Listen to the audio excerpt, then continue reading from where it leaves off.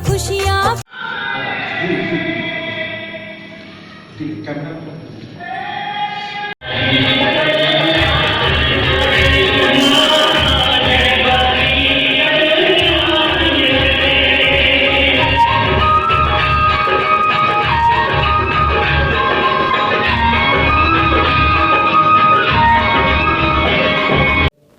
और निशुंभ का कल अवतरण हुआ था। अवतरण नहीं कहूँगा क्योंकि राक्षसी वृत्ति थी, तो जन्म ही शब्द इस्तेमाल इनके लिए ठीक होगा, अवतरण नहीं ठीक होगा।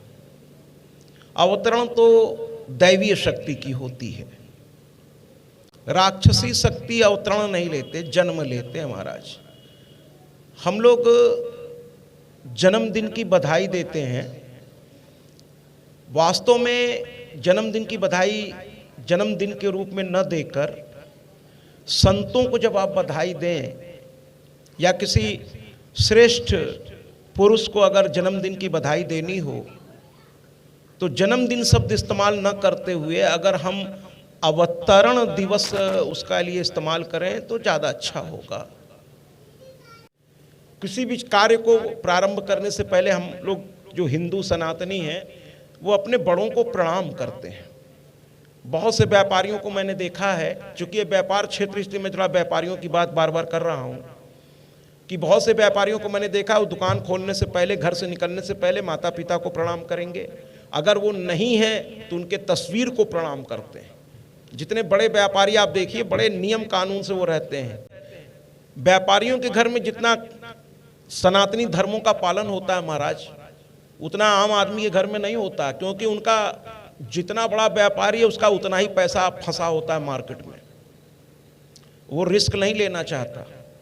उनके घर में विधिवत मंदिर होगा, और बहुत बड़ा व्यापारी जितना है उसके यहाँ पुजारी भी नियुक्त रहते हैं महाराज, है ना। बड़े बड़े व्यापारी अंबानी अडानी जिनकी मैं बात कर रहा हूँ, उनके यहाँ तो विधिवत मंदिर एक अलग ही स्थान पे बना, वहाँ पुजारी लगे हुए हैं रात दिन। मंदिर से ज़्यादा व्यवस्था आप उनके घर के मंदिर में देखेंगे।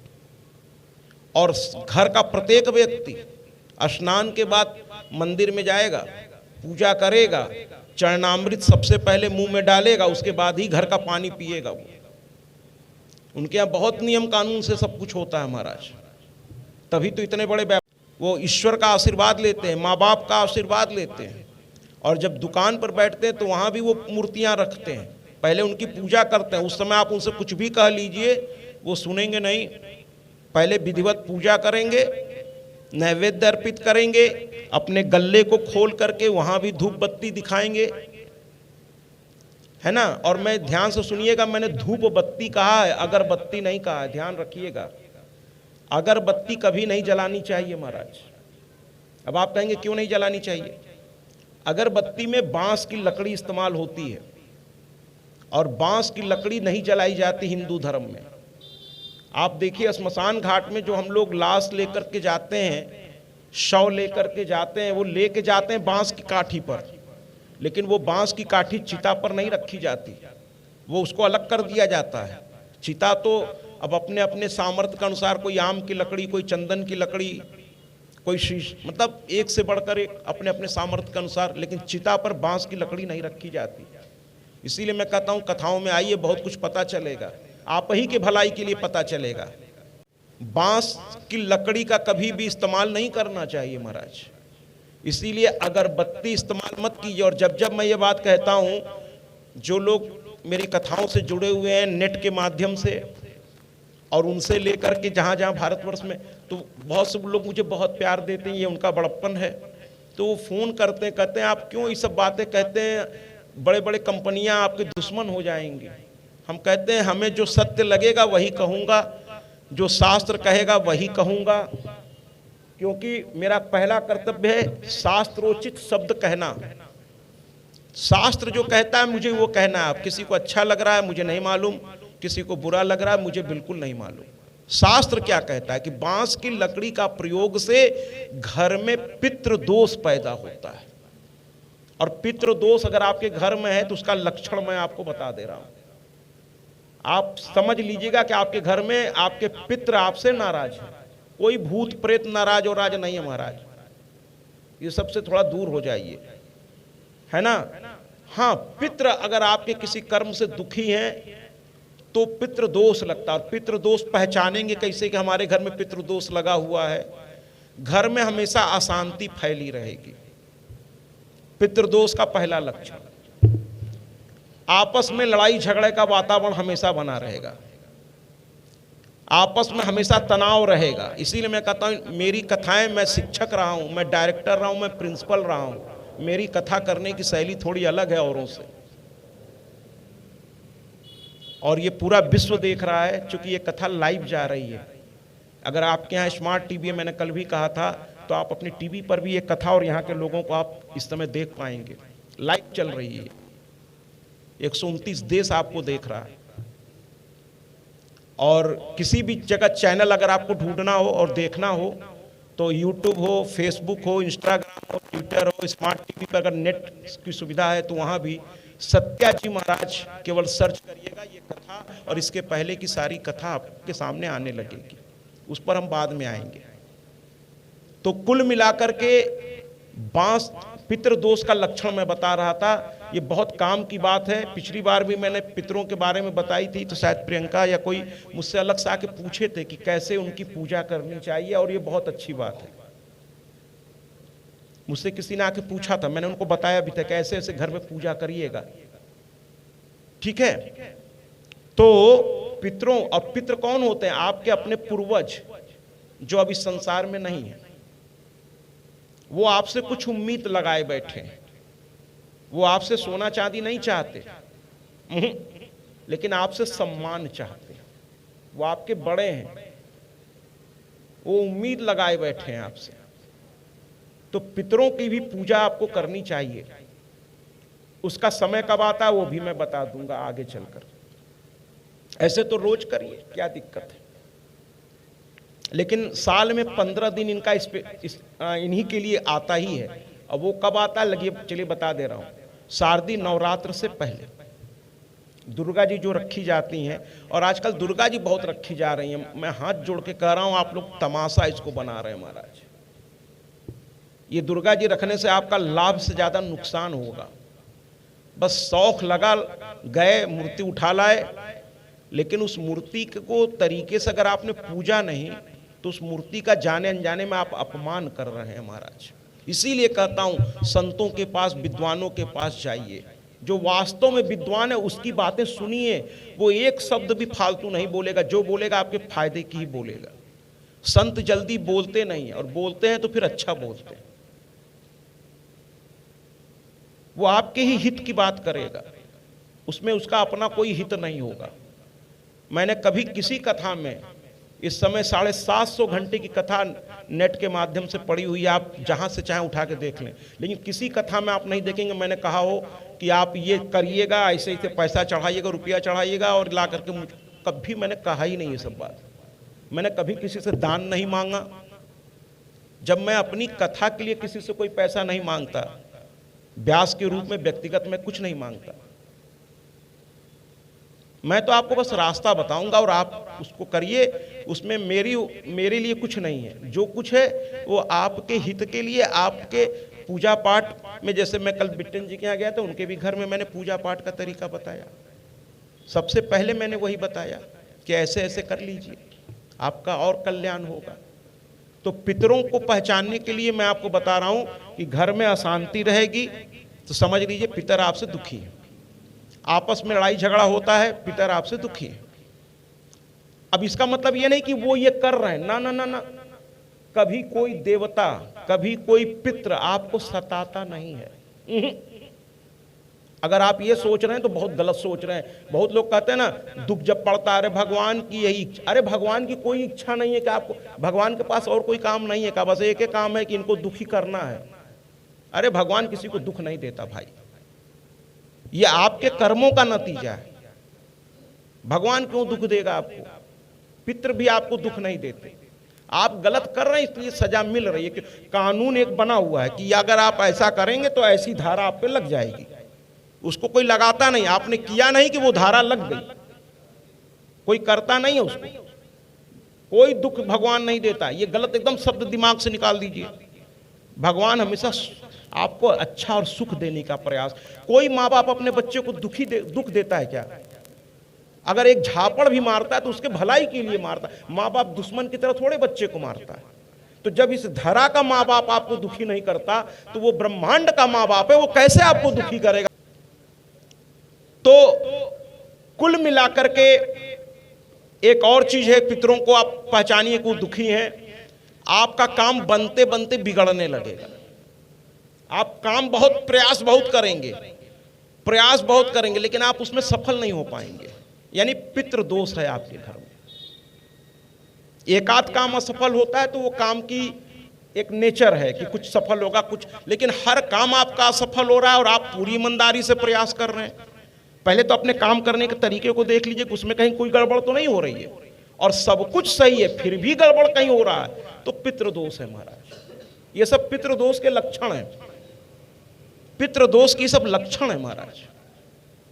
अब पितृदोष का निवारण कैसे होगा इस पर हम बाद में आपको बताएंगे, ठीक है। फिलहाल हम लोग प्रणाम कर लेते हैं क्योंकि कथा को प्रारंभ करना है, तो प्रणाम पहले करते हैं, हमारी भारतीय परंपरा है। ओम श्री गणेशाय नमः। जय माता जी, जय माता जी, जय माता जी, जय माता जी, जय माता जी। शुंभ और निशुंभ के चलते देवताओं को दुख हुआ और देवताओं ने मां की साधना की। बिना साधना के संसार में कुछ भी नहीं मिलता महाराज। चाहे व्यापार हो, चाहे सर्विस हो, जीवन का कोई भी काम, उसके लिए साधना करनी पड़ती है। इसीलिए ये पूजा पाठ की जो व्यवस्था बनाई गई है, ये समय नहीं बर्बाद करने वाली चीज है महाराज। ये समय नहीं बर्बाद करती, कथाएं सिखाती हैं आपको, लेकिन वास्तव में वो कथा हो, केवल कथा के हो, वहां की कथा आपको। इसलिए अगर कोई संत के साथ कोई ज्ञानी भी अगर आया हो तो उन कथाओं को जरूर सुनिए। केवल जहां नाच गाना हो रहा हो, हर 2 मिनट पे गाना बजने लगे, वो कथा नहीं है महाराज। वहां तो मैं कहता हूं, इस बात पर एक बार चर्चा हो रही थी, माघ मेला, चूंकि मैं प्रयागराज का हूं तो वहां माघ मेला में बड़े सारे संत आते हैं। तो एक बार कई संत वहां मतलब व्यास लोग बैठे थे, संत नहीं कहूंगा, व्यास लोग बैठे थे। उसमें से कुछ व्यास ऐसे होते हैं जिनका व्यक्तित्व तो संत जैसा होता है, मैं मानता हूं। तो बहुत लोग बैठे थे, तो मैंने कहा महाराज, आयोजक बेचारा लाखों रुपए खर्च करके कथाएं करता है, वो कुछ आपसे सीखना चाहता है ना। तो हर 5 मिनट में एक व्यास ने कहा कि महाराज कुछ लोग जो है हर 5 मिनट में एक गीत बजवाते हैं और खूब लोग नाचते हैं, और आम जनता तो बस उसको आनंद आ गया तो कहता है अरे बड़ा मजा आया, बड़ा आनंद आया। हाँ, एक कथा समाप्त हुई। लोगों ने बिना साधना के जीवन में कुछ नहीं मिलता महाराज। उन्होंने साधना की। जरा इन राक्षसों से भी सीखिए। लोग राक्षसों की केवल बुराई करते हैं, मैं तो उनकी प्रशंसा भी करता हूं महाराज, क्योंकि मेरा यह मानना है कि कितना भी दुनिया का गलत से गलत आदमी हो, उसमें भी कुछ अच्छी बात तो होती है, और कितना भी अच्छा से अच्छा आदमी हो, उसमें कहीं ना कहीं कुछ गलती भी होती है। तो राक्षसों में भी अच्छी चीजें हैं, ऐसी बात नहीं है महाराज। सभी राक्षस जितने भी थे, इन्होंने पहले तपस्या की। शुंभ निशुंभ ने साधना की और उससे ताकत प्राप्त कर लिया। हर तरह की ताकत उनके हाथ में थी। साधना ऐसी चीज है महाराज कि कोई भी आदमी अगर ठान ले कि मुझे जीवन में सब कुछ प्राप्त करना है, तो मैं नहीं, वेद कहता है कि मनुष्य में वो ताकत है कि वो भगवान विष्णु बन सकता है महाराज, भगवान ब्रह्मा बन सकता है, स्वयं शिव बन सकता है। वेद कह रहा, मैं नहीं कह रहा हूं। और वेद भगवान के मुख से निकला है, उसको किसी ने लिखा नहीं है, केवल उसका विभाजन किया है महर्षि वेदव्यास ने। इंसान में बड़ी ताकत होती है। हम अपने ब्रेन का, डॉक्टर साहब अगर आए होंगे तो शायद सुन रहे होंगे, या जहां भी होंगे सुन रहे होंगे मेरी बात, डॉक्टर सैनी साहब, कि आदमी अपने दिमाग का 10% भी इस्तेमाल नहीं करता है महाराज। अगर पूरा दिमाग का इस्तेमाल छोड़ दीजिए, अगर वो आधा जितना भगवान ने दिया उसका आधा भी कर लेना, तो ये पूरी की पूरी वो दुनिया को बदलने की ताकत रख सकता है। भी कर सकते हैं, आप करने पे तो आ जाइए। हैं, एक किसान का लड़का आईएएस बन जाता है ना। आईएएस का जब रिजल्ट निकलता है तो आप उस रिजल्ट को देखिए, किसी के पिता मोची का काम करते हैं, आईएएस बन गया महाराज। किसी के पिता रिक्शा चला रहे हैं, आईएएस बन गया महाराज, आईपीएस बन गया। अभी मैं एक वेब सीरीज देख रहा था, वहाँ चंबल के डाक मतलब एक पिता है, उसके बड़े ईमानदार हैं, उनको नौकरी से निकाल दिया गया उनकी ईमानदारी के चक्कर में, लेकिन वो झुके नहीं और उनका लड़का आटा की चक्की पर चला करके दिल्ली जैसे शहर में एक बड़ी छोटे से कमरे में रह करके रात दिन पढ़ाई करके और दिन भर आटा की चक्की चलाता था और रात में आईएएस की तैयारी करता था, क्योंकि उसके पिता के पास पैसा नहीं था कि दिल्ली में उसका खर्चा उठा सके, और आईपीएस बन गया। और ये सच्ची घटना है, आईपीएस बन गया। कल भी मैंने बताया था, बिना साधना के बिजनेस भी, व्यापार भी। यहां पर देखिए व्यापारी बहुत होंगे, कोई छोटा, कोई बड़ा, कोई बहुत बड़ा। जो जितना बड़ा व्यापारी होगा उसकी जिंदगी को जाकर नजदीक से देखिए, उसको चैन नहीं है महाराज। सुबह उठते उसकी फोन की घंटी बजनी शुरू हो जाएगी और रात सोते तक हैं। बड़े बड़े व्यापारी 5 से 6 घंटा सोते हैं महाराज। और जो और बड़े व्यापारी होते हैं वो तो प्लेन में, एक बार मैं नाम नहीं लूंगा उनका, उनके इंटरव्यू में उनसे पूछा गया कि आप कब सोते हैं, और वो भारत के प्रथम धनाढ्यों में जब लिस्ट आती है तो हमेशा पहले और दूसरे नंबर आते रहते हैं। वो उनसे पूछा गया आप कब सोते हैं, तो कहे मैं अपने चार्टर्ड प्लेन में सो लेता हूँ, जब तक एक देश से दूसरे देश में जाता रहता हूँ उसी में सो लेता हूँ, क्योंकि पता नहीं वहाँ किससे उनकी मीटिंग है, फिर वहाँ किससे मीटिंग है। रात दिन वो अपने व्यापार को, उनको जब भी कोई कमी नहीं है फिर भी एक शौक है कि हमारी प्रतिष्ठा वाली जिंदगी हो, एक शौक होता है इंसान में। शुंभ निशुंभ ने भी इसी तरह ताकत अर्जित कर ली थी। अब वो ताकत इतनी ज्यादा थी, देखिए इंसान इतना ताकतवर हो सकता है कि देवता भी उसके आगे हार जाते हैं। कभी इसको कैसे रोकें, कभी कभी कुछ इंसान इतनी ताकतवर अपने को बना लेते हैं। तो ये लोग गए और जाकर के माँ से अपनी बात कहे कि ये किसी के बस में नहीं आ रहा है। ये माता शुंभ और निशुंभ ने ताकत अर्जित करके हम लोगों को सताना शुरू कर दिया है। मां के रूप में मां को क्रोध आया और मां ने अपने क्रोध के ज्वाला में मां काली को प्रकट किया। मां काली प्रकट हो गई। कल मैंने आपको बताया था मां काली कैसी होती हैं। मां काली को बलि नहीं चढ़ता महाराज, ये लोग जो भ्रम फैलाए हैं, कल इस पर भी मैंने चर्चा की थी कि मां मेरी रक्त की प्यासी नहीं है। बलि का मैं विरोध हमेशा हर कथा में मैंने किया है। शंकराचार्य हमारे मतलब हैं हमारे प्रयागराज में, उनके एक शिष्य हैं और उनके उस आश्रम के, प्रयागराज के आश्रम को पूरा वो संभालते हैं। जब वो मेरे बारे में सुने ददुआ जी महाराज बड़े खुश हुए, कहने लगे आप जैसे, अब ये उनके शब्द हैं कि आप जैसे पढ़े लिखे विद्वानों की इस क्षेत्र में बड़ी ज़रूरत है।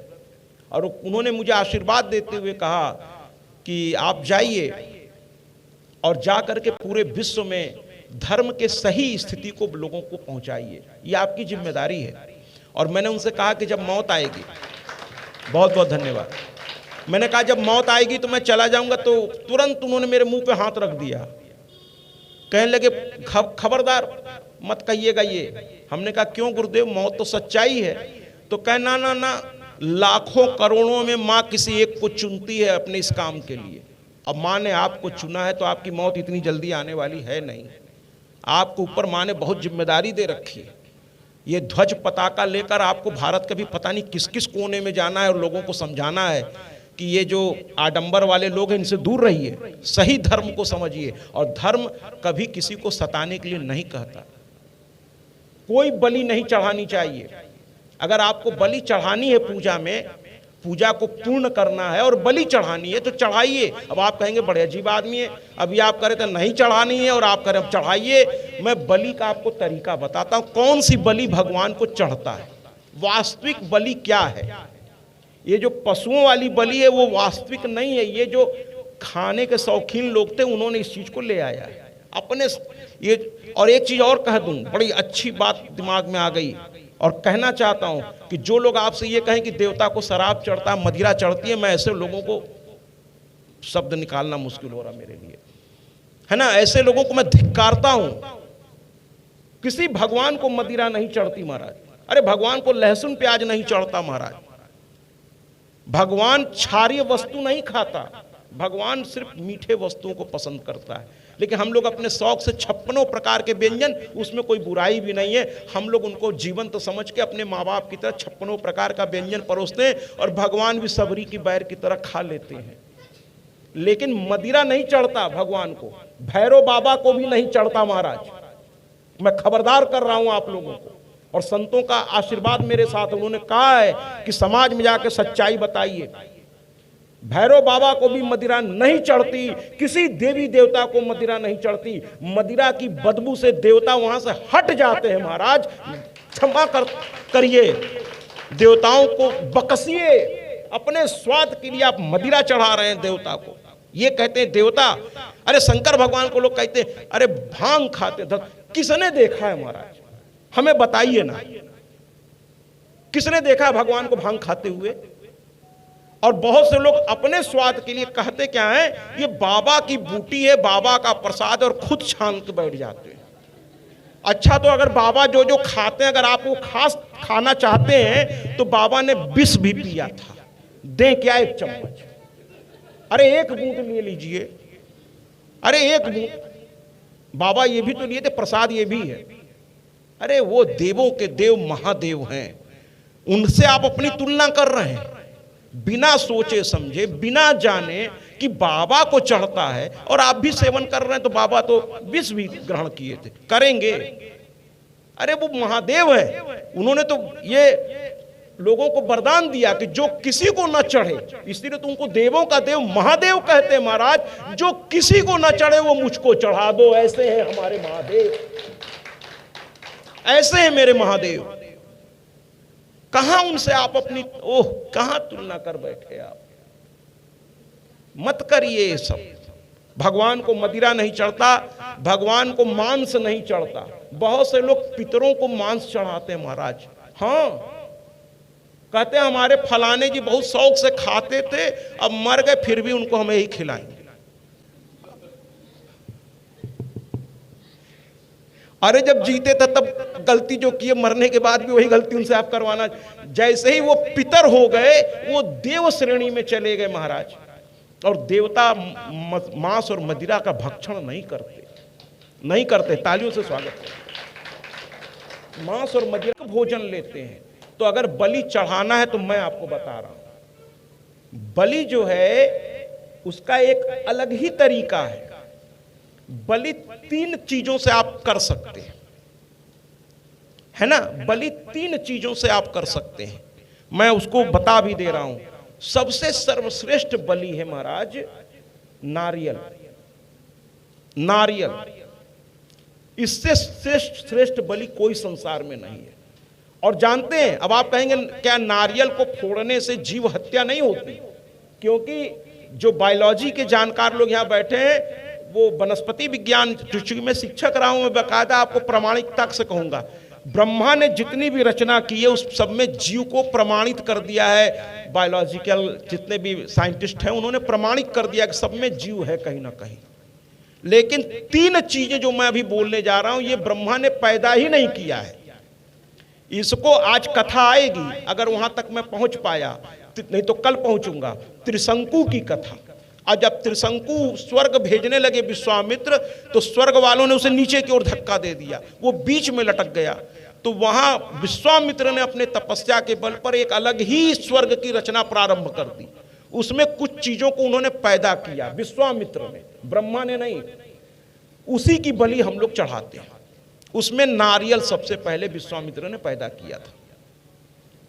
तो नारियल की बलि आप चढ़ा सकते हैं। दूसरा है कुम्हड़ा।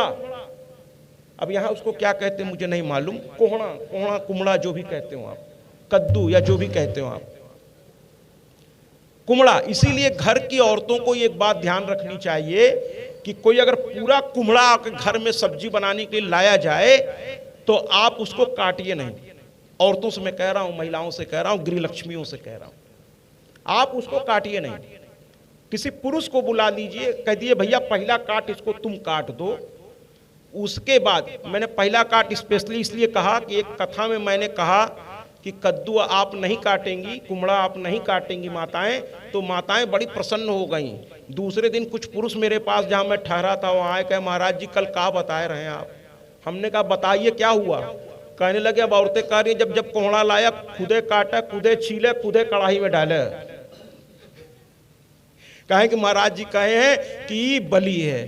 कुल मिलाकर के तो नारियल है, कुमड़ा है, एक और चीज है मैं उसका भी बता दे रहा हूं, नींबू। ये भी बलि के लिए इस्तेमाल आप कर सकते हैं, लेकिन नींबू का इस्तेमाल हमारे तरफ से मैं कहूंगा कि बिल्कुल मत करिएगा, क्योंकि नींबू तंत्र विद्या में इस्तेमाल होती है। और तंत्र विद्या की जानकारी मैं आपको फिर से समझाने की कोशिश कर रहा हूं कि जितने भी ये ओझा सोझा हैं इनको तंत्र का तो भी नहीं आता महाराज, तंत्र का तो भी नहीं आता। तंत्र विद्या स्वयं भगवान शिव ने लिखी है, मैं आपको जानकारी दे रहा हूं और बहुतों को जानकारी आप लोगों को होगी भी। तंत्र विद्या भगवान शिव ने लिखी है और वो बड़ी कठिन विद्या है, उसको सिद्ध करना बड़ा कठिन है महाराज। और उसको सिद्ध करते करते लोग इतने संत भाव में चले जाते हैं कि वो आम जनता में रहना पसंद नहीं करते, वो आपके पास झाड़ फूंक करने नहीं आएंगे महाराज। वास्तविक तांत्रिक कभी आपके घर में प्रवेश नहीं करेगा, उसकी वेशभूषा अलगे टाइप की होगी, वो आपके घर में आएगा ही नहीं, वो दूर रहते हैं। मैं जानता हूं ऐसे तांत्रिकों को, क्योंकि मैं अब इस लाइन में आज मुझे 5 वर्ष हो गया। 32 साल मैंने शिक्षा विभाग में अपना बिताया और 5 साल इसमें बिता चुका हूं। मैं जानता हूं कुछ ऐसे तांत्रिकों को, वो डंडा लेके बैठते हैं महाराज, कोई आम आदमी उनके पास जाए डंडा खींच के मारते हैं, दूर रहो। वो चिढ़ते हैं आम आदमी से, कहते हैं मेरी साधना भंग करने आया है। वो केवल संतों को भी पूछना पड़ता है कि महाराज जी मिलेंगे कि नहीं हैं, तो मिलने का वो समय देते हैं। मैं एक माघ मेला में एक बहुत बड़े तांत्रिक आए थे, मुझसे लोगों ने कहा महाराज जी मिलेंगे। हमने कहा कि मुझे तांत्रिकों से थोड़ा बड़ा वो लगता है, लेकिन अगर आप कह रहे हैं कि बहुत बड़े संत भी हैं वो, तो चलिए मिल लेते हैं। और वो भी संत थे, वो मुझको लेकर के गए। संत थोड़ा उनको जानते थे, वो अंदर चले गए, जाकर के कहे महाराज जी एक कथा व्यास आए हैं। तू भड़क गया, कहने लगे अरे कथा व्यासों से तो मैं नहीं मिलता। तो वो कहे ये वो कथा व्यास नहीं है जो आप समझ रहे हैं, ये वो नहीं है, नहीं तो मैं इनको लेके आता ही नहीं आपके पास। फिर उसने मेरा परिचय दिया, फिर मेरी कुछ वीडियोज उनको दिखाई, तब वो कहे अरे बुलाओ बुलाओ बुलाओ बुलाओ। और जब मैं गया तो देखा एकदम अवधूत अवस्था में वो बैठे थे, एकदम अवधूत दिगंबर स्वरूप में बैठे हुए थे चुपचाप, और कोई टंट घंट नहीं, कोई हड्डी, कोई खोपड़ी, कुछ नहीं, एकदम सामान्य, भभूत लगाए, जटाजूट धारण किए। तो तांत्रिक जो वास्तव में होते महाराज वो बड़े अलग तरह के होते हैं, उन तांत्रिकों तक आप पहुंच ही नहीं पाएंगे। और ये जो तांत्रिक जिन तक आप पहुंच रहे हैं महाराज, ये तांत्रिक नहीं है, नहीं है ये तांत्रिक। तंत्र विद्या की साधना बहुत विशाल साधना है। ठीक उसी तरह समझिए डॉक्टर साहब, तंत्र विद्या की साधना क्या है, जैसे पीएचडी करना है, ठीक उस तरह है। माने सब कुछ पढ़ाई के बाद बस जीवन को इसी में समर्पित करने का नाम, फिर वो एक अलग ही जिंदगी है। कुल मिलाकर के शुंभ और निशुंभ जो है को मारने के लिए मां अब उनके महल में आ गई। काली भी उनके साथ बैठी थी और दोनों बैठ करके, अब देखिए थोड़ा सा लीला देखिए, महिषासुर में मां वहीं से हंसी और वहीं महिषासुर का वध कर दिया। यहां मां चल करके आई, दुश्मन के घर में घुस गई। जरा हम स्त्री की ताकत के लिए, स्त्री का सम्मान करते हुए मैं तालियों से स्वागत करना चाहता हूं कि एक स्त्री, लोग कहते हैं ना स्त्री अबला है, मां ने आज साबित कर दिया कि स्त्री अगर अपने स्वरूप में आ जाए महाराज, अगर ये माँ के स्वरूप में है तो बड़ी प्यारी है, बहन के स्वरूप में है बहुत प्यारी है, पत्नी के स्वरूप में है बड़ी प्यारी है, लेकिन अगर आपने इसके स्वाभिमान पर पैर रख दिया तो फिर ये चंडी और दुर्गा भी बन सकती है महाराज, चंडी और दुर्गा भी बन सकती है। तो ये घुस गई दुश्मन के क्षेत्र में महाराज, और जाकर के उसी के बगीचे में बैठ गई। एक सिंह पर सवार बैठी और दूसरी काली अपने सवार पर उस पर बैठ गई। और चूंकि यहां वो दुष्ट से मिलने आई थी, इसलिए थोड़ा सा वो काली रौद्र रूप में थी, थोड़ा विकराल था उनका स्वरूप। यहां वो दुष्टों के पास आई थी, इसलिए थोड़ा विकराल था। आप किसी दुष्ट व्यक्ति से मिलेंगे तो उससे अगर आप कहेंगे और भाई साहब आप कैसे हैं, तो और भड़क शुरू हो जाएगा, तो थोड़ा उससे उसी की भाषा में बोलना पड़ता है ना महाराज। तो माँ थोड़ी सी रौद्र रूप में थी और गौरा प्यार से अपना मुस्कुराती हुई बैठी थी। अब समय पास करने के लिए, वो कहते हैं ना, समय बिताने के लिए करना है कुछ काम, शुरू करो अंताक्षरी लेकर हरि का नाम। माँ ने अंताक्षरी ही शुरू कर दी एक तरह से। कहीं एक सखी से दूसरी सखी कहने लगी कि हे सखी कुछ गाओ ना। अब मैया जब गाएगी तो क्या समा बंधेगा महाराज। आज कितना सौभाग्य है कि मैया गा रही है और हम लोग सुन रहे हैं। मैया गा रही है, मैया ने गाना शुरू कर दिया। क्या मीठी आवाज, आहा इतनी मीठी। अरे बलिहारी जाए माँ की इस आवाज पर, माँ के इस स्वरूप पर बलिहारी जाए।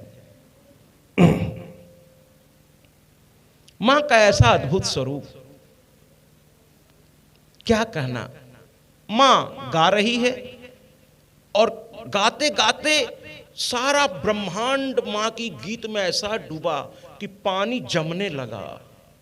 गंगा बहना बंद कर दी, वो भी माँ की गीत सुनने लगी। यमुना भी बहना बंद कर दी, पक्षी रुक गए, सन्यासियों का समाधि टूट गया, देवता भी सिंहासन छोड़ के हाथ जोड़ के खड़े हो गए। लेकिन महाराज शुंभ निशुंभ तक भी वो आवाज पहुंच गई। उसने सुग्रीव को बुलाया, अपने दूत को, जो बड़ा समझदार था। कहने लगा ये शुंभ निशुंभ देखिए विद्वान थे, केवल उनको राक्षस कहना ठीक नहीं है, सब बड़े साधना करके उतने बड़े सिंहासन पर बैठे थे महाराज। आसान है इंद्र के